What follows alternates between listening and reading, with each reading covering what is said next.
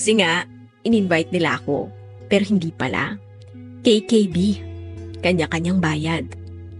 Nang sinabi ko kay Clara na baka hindi ako makakasama kasi wala pa akong ipon, narinig ko yung mama niya. Sabi pa niya, sayang naman, yung ex-boyfriend kasi ni Clara lagi naming kasama sa biyahe.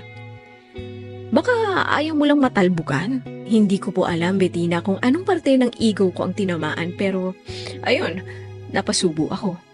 Nag-loan ako para makasama. Ang sabi ko, 3 araw lang naman, so mukhang kakayanin.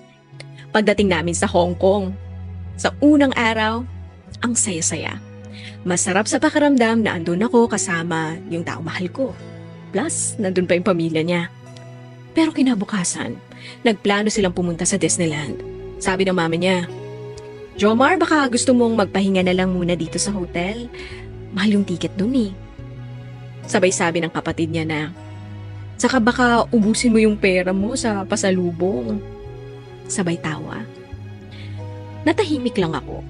Pero nung narinig ko yung sabi ng tatay niya na, kung Disneyland nga, hindi niya kaya, ano pa kaya yung future ng anak ko sa kanya?